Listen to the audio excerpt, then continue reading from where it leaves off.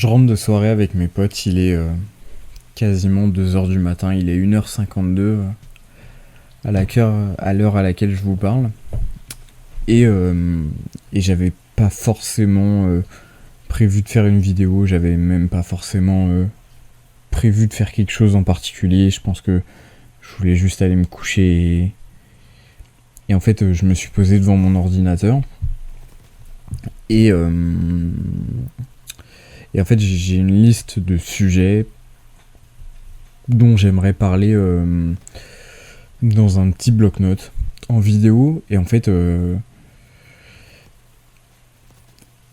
sais pas, je ressentais juste le besoin de lancer ma caméra et de parler un peu plus peut-être personnellement dans face caméra, parce que c'est quelque chose que je fais et que je fais très régulièrement.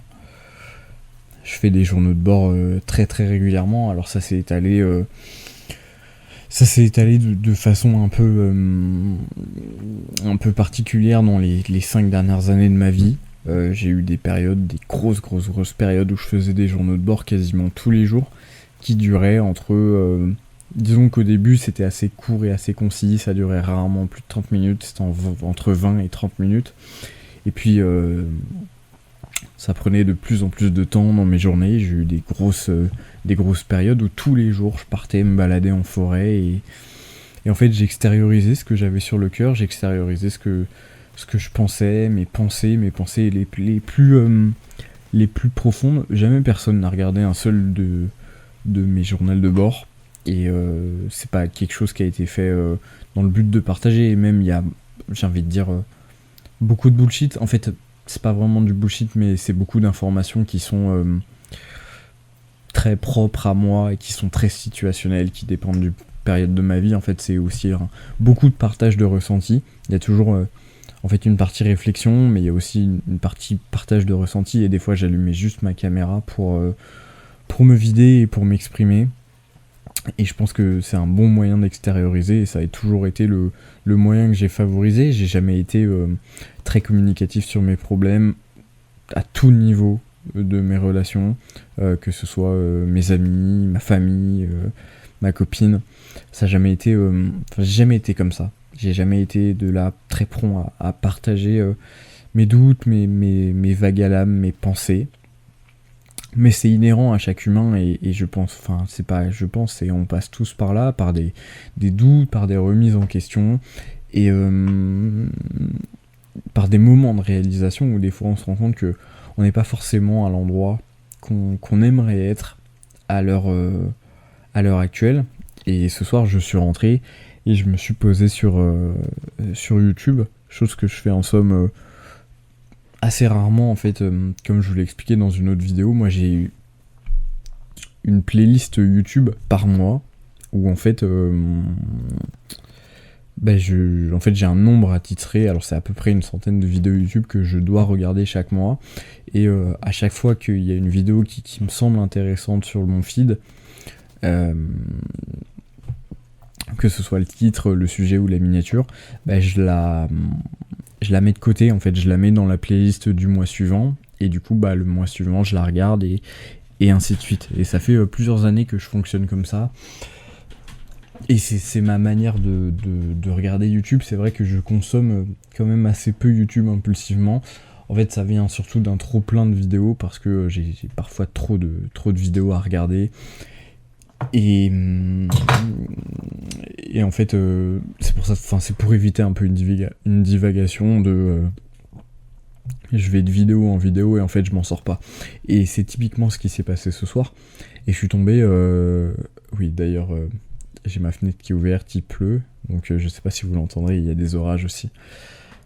Ça fait une ambiance un peu cosy. En fait, une ambiance que j'adore, où quand le monde est calme, quand le monde est vraiment... on est samedi soir, il est 2h du matin, alors c'est bien, on entend l'orage. Il y a beaucoup de... Enfin, la majorité des gens dorment, mais il y a peut-être des gens qui font la fête. En tout cas, c'est cette sensation de solitude qui est agréable, et cette sensation de... j'aime beaucoup, je puise beaucoup d'énergie, je puise beaucoup d'inspiration dans ces moments-là. Et j'adore, en fait j'adore aussi la nuit dans une globalité, le fait de conduire, le fait de courir, le fait de me balader la nuit, c'est quelque chose que franchement j'adore. Et c'est vrai que ouais, j'aime beaucoup vivre la nuit, j'ai par ailleurs par rapport à ça aucun problème avec le fait de vivre en hiver. Le fait qu'il fasse nuit à 17h, c'est pas du tout un problème pour moi. Même si j'aime beaucoup le jour, en fait j'alterne selon les cycles et je suis pas toujours. Des fois le jour me contraint plus qu'autre chose et j'aime quand c'est calme, j'aime quand c'est posé, j'aime quand il n'y a pas énormément de monde. Je suis pas un très très grand fan des lieux hyper touristiques, des villes. En fait, j'adore quand une ville est extrêmement vivante et j'adore quand une ville est extrêmement vide. Et chez moi d'ailleurs, comme j'habite dans un lieu extrêmement touristique, j'habite à proximité de beaucoup de lieux extrêmement touristiques, le passage entre l'été et l'hiver est flagrant chez moi. Et des villes que j'apprécie pas forcément l'été, je les adore l'hiver parce qu'elles sont hyper calmes et elles sont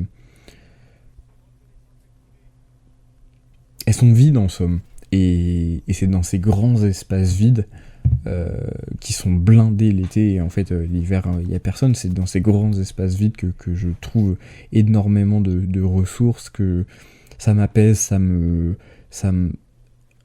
calme et en même temps ça me conforte dans mon envie de grandeur, dans mon ambition.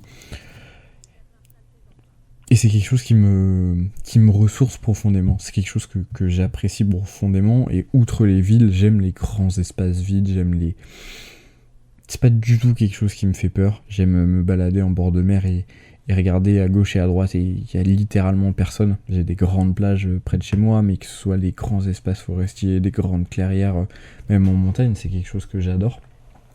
Mais bref, on dévie un peu du sujet. Et en fait, tout ça c'est un tout. Cette vidéo elle a pas forcément de direction, mais c'est vrai que je me suis posé sur YouTube et je suis tombé sur une vidéo, puis une seconde, puis une troisième. D'abord ce qu'on pourrait appeler des edits de films. Je suis énormément attaché à Star Wars, c'est une saga que j'aime énormément parce que je pense que c'est la saga de mon enfance et j'y trouve beaucoup d'inspiration, notamment le 1, 2, 3 que je préfère au 4, 5, 6 et pour moi je préfère largement le 1, 2, 3 et en fait j'aime beaucoup la bascule d'Anakin dans le deuxième et surtout le troisième, et je pense que le troisième reste quand même mon Star Wars favori, même si il est beaucoup je sais qu'il est beaucoup critiqué, mais ouais, je pense que c'est mon Star Wars favori. Et je suis tombé sur un edit de ça, et puis après, en fait, le fil des recommandations YouTube bouge énormément, puis je suis tombé sur un edit de Kingdom of Heaven, avec le discours du roi Baudouin, par rapport au passage du temps, et par rapport, en fait, à cette impression de grandeur, un jour, et le lendemain... cette impression de rien en fait. Dans cet edit, il parlait du moment où il se retrouve à jouer aux échecs et que Baudouin parle. Il y a cette citation, c'est pas une citation, mais c'est ce passage du film qui est extrêmement connu où il raconte qu'il a gagné une grande bataille à 16 ans et que et qu'il pensait être le roi du monde et qu'il pensait vivre éternellement et que aujourd'hui, il sait qu'il ne passera pas les 30 ans. Et cette scène, elle est particulièrement forte parce que elle rappelle une certaine mortalité. En fait, non, elle rappelle pas forcément une certaine mortalité, mais c'est quelque chose qu'on peut aussi associer à la chanson, ça me vient à l'esprit, à la chanson Viva la Vida de Coldplay, qui raconte la chute de Louis XVI. Et dans cette chanson, c'est Louis XVI qui parle du coup, et il dit à un moment I used to rule the world. À une époque, je gouvernais le monde. Et après, alors attendez, j'ai plus les paroles exactes. Viva la vida. Lyrics.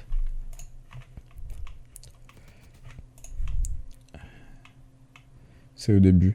I used... Non. Non. Oui, en fait, c'est même enfin, c'est même le premier couplet, en fait. I used to rule the world, she ruled wise when I gave the word. Donc, en gros, il dit que... Bah, en fait, qu'il contrôlait le monde. Et... She ruled wise when I gave the word. Il contrôlait les mers quand il en donnait l'ordre, en somme.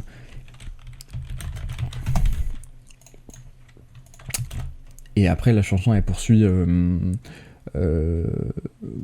Maintenant, le matin, je dors seul. Sweep the street I used to own. C'est je parcours les rues qui étaient les miennes. Et en fait, il y a cette alternative entre j'avais tout et aujourd'hui, je n'ai plus rien. Et dans la référence de Kingdom of Heaven, Baudouin, il dit qu'il avait tout, que bien sûr, il avait comment ça s'appelle, le pouvoir militaire, mais en fait il se voyait comme étant Dieu, et aujourd'hui il a l'impression de ne plus rien avoir, et en fait le plus rien avoir est représenté par en fait sa durée de vie, qui est en somme tout ce qui compte. Il a beau être roi, il a beau avoir gagné des batailles, il a le sentiment de ne plus rien posséder, parce qu'il ne possède même plus le contrôle sur sa propre temporalité, sa propre j'allais dire mortalité, mais non, à l'inverse, sa propre vie. Il sait que de toute façon, non seulement il ne vivra pas éternellement, parce qu'il se prenait pour Dieu dans un premier temps lorsqu'il a gagné sa bataille, quand il avait 16 ans, et donc un Dieu étant immortel. Mais en fait, non seulement il se rend compte de sa propre mortalité, mais en plus il sait qu'il ne passera pas 30 ans. Parce que pour ceux qui n'ont pas vu le film, Baudouin est roi de Jérusalem, et il possède la lèpre. Enfin, il est atteint de la lèpre, et donc il sait qu'il ne vivra pas éternellement. Et dans le film, il porte un masque qui est d'ailleurs son comment ça s'appelle, un peu son élément distinctif, et qui renforce un peu aussi son aura d'acteur, parce que son visage est mystérieux, son masque est de fer. Enfin, je pense pas que ce soit vraiment de fer, j'en sais rien, mais ça place en fait le spectateur dans un peu dans une ambivalence, parce que Baudouin n'étant pas le personnage principal du film, en tout cas pas celui qu'on suit, mais c'est en même temps un personnage extrêmement central du film, et aujourd'hui c'est d'ailleurs le personnage qui est le plus relié au film, sans doute. Il me semble qu'il date de 2005, le film, pour ceux qui ne l'ont pas vu. C'est un très bon film, même si je ne recommande plus les films je ne recommande plus les films de Ridley Scott depuis Napoléon, mais en somme, à cette époque c'était un très bon film. Et puis Ridley Scott a fait des grands films, c'est juste que Napoléon était selon moi catastrophique, mais bref, c'est pas la question. Et cette vidéo, elle part un peu dans tous les sens, mais moi, c'est un sentiment auquel ça m'a mis dans un mood de réflexion, cette vidéo YouTube, et après j'ai plongé, et puis le tunnel de YouTube a fait son effet. Je suis tombé sur une vidéo de David Goggins qui m'a fait encore plus réfléchir, et en fait je suis rentré à peine à 1h du matin, et là il est déjà 2h, plus de 2h05 du matin, et en fait je me retrouve à me dire, en fait à être tenaillé dans ce fameux sentiment de 2h du matin, comme ça que beaucoup de personnes l'appellent, de me dire un peu mi-mélancolique, mi-envie de travailler, où j'ai juste... en fait, je sais que je suis pas à mon plein potentiel, et que...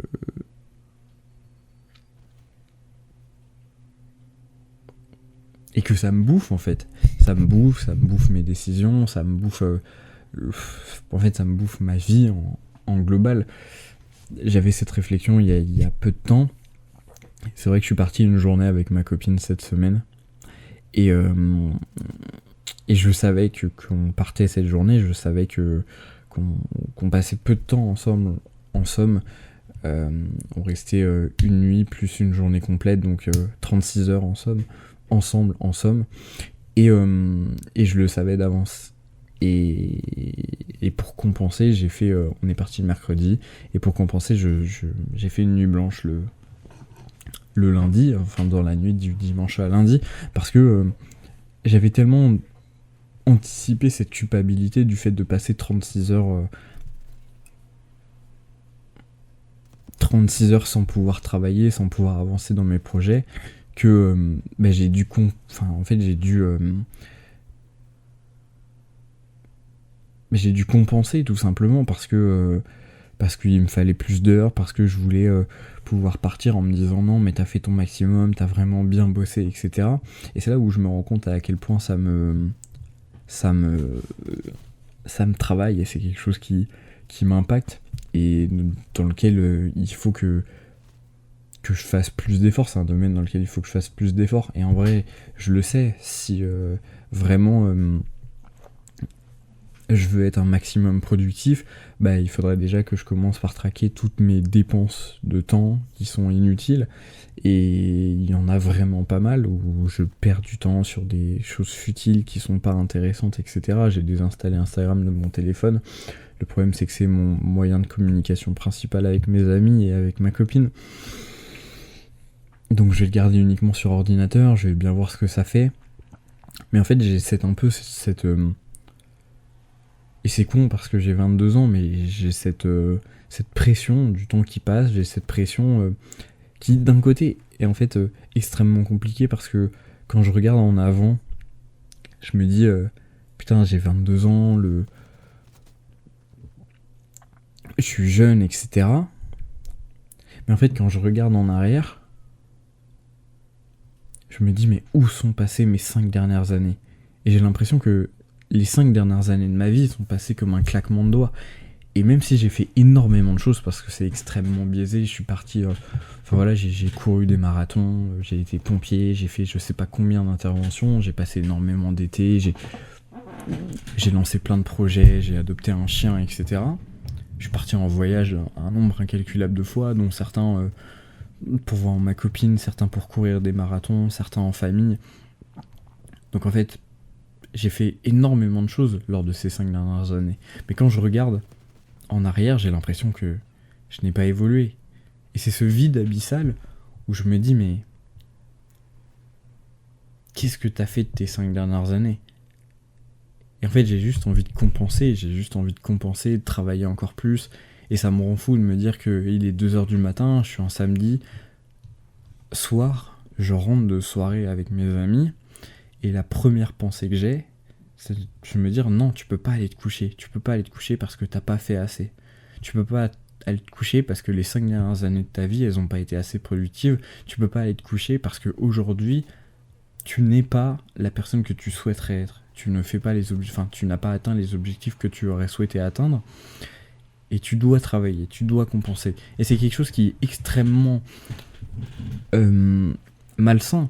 Et c'est quelque chose qui est aussi extrêmement productif, parce que je sais typiquement que si je fais une nuit blanche, j'en paierai le prix demain en fait. Et un rythme stable bat toujours un rythme anarchique.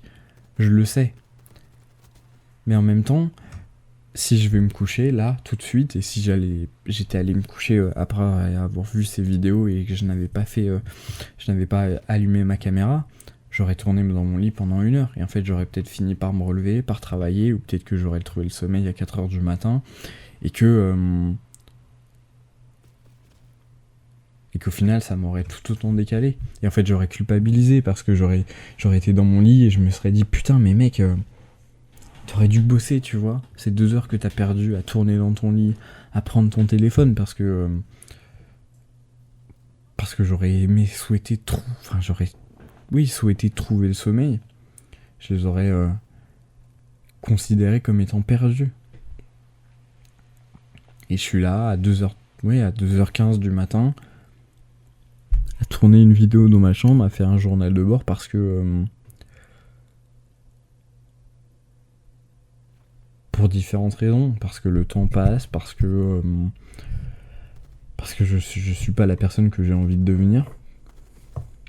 Et en même temps, je le dis avec un certain détachement, je suis convaincu que toute tout problème a une solution, et je suis quelqu'un en somme d'extrêmement optimiste, et rares sont les personnes que je connais qui sont autant optimistes que moi. J'ai une mentalité qui est extrêmement optimiste. J'ai pas du tout peur de l'échec, et toutes mes décisions dans ma vie sont prises avec un optimisme délirant. Mais c'est pas pour ça que j'ai pas forcément des moments de redirection. Et j'ai pas aussi des moments de réalisation. Et ces moments de réalisation, ils frappent jamais au bon moment. Ils frappent à 2h du matin,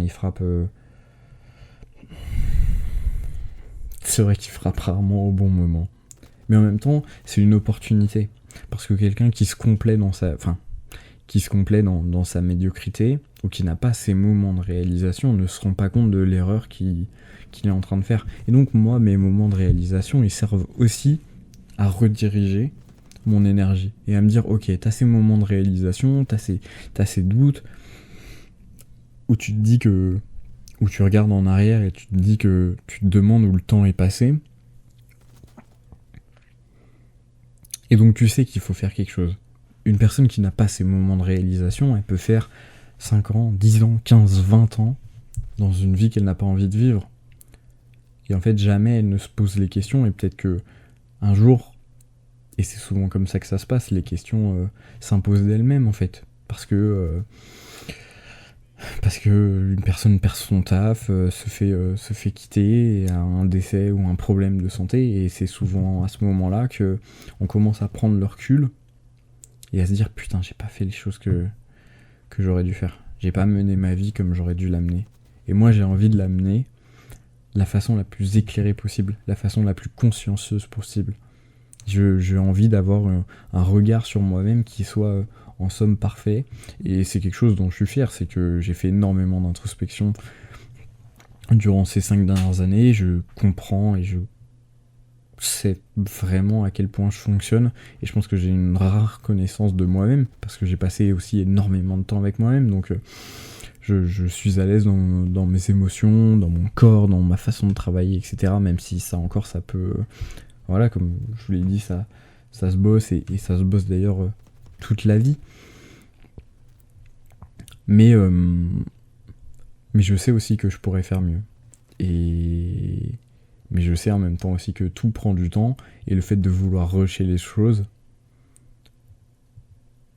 c'est pas la solution. Ça apporte plus de problèmes que de solutions d'ailleurs.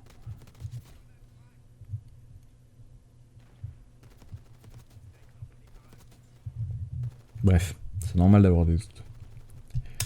C'est normal d'avoir des doutes, encore plus à 2h du matin, je pense qu'on passe tous par là. Mais il y a une dernière leçon que je voudrais partager, et ça, encore une fois, c'est mon regard un peu plus... c'est mon regard optimiste sur ça. Je vous en parlerai un peu plus en détail Je vous en parlerai un peu plus en détail de mon parcours en course à pied, parce que je trouve que c'est extrêmement intéressante. Mais ça, je pense que c'est les... Enfin, genre, il en manque une quand même. J'ai fait 3,42 km officiels dans ma vie.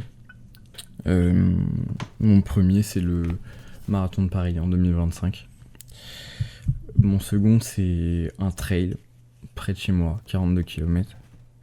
Et le troisième, c'est le marathon d'Athènes, entre la ville de Marathon et la ville d'Athènes.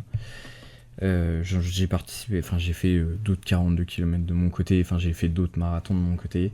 J'ai aussi participé au marathon de Paris cette année que je n'ai pas fini, dont on parlera dans une autre vidéo aussi.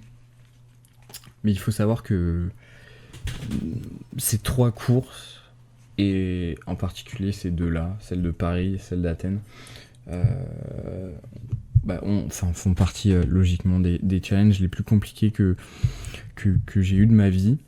Et ces 3 courses, je considère que je enfin surtout ces deux-là, enfin surtout celle d'Athènes et celle de Paris, je considère que je les ai loupées. Et mon premier marathon de Paris, je pleure à l'arrivée parce que je suis tellement déçu. Et ça a été des courses qui ont été tellement difficiles et tellement... autant mentalement que physiquement, et plus mentalement même que physiquement. Et ça a été des vraies déceptions dans ma vie. Même si j'en garde des très bons souvenirs et ça reste des challenges sportifs, c'est des déceptions sur le moment même. Et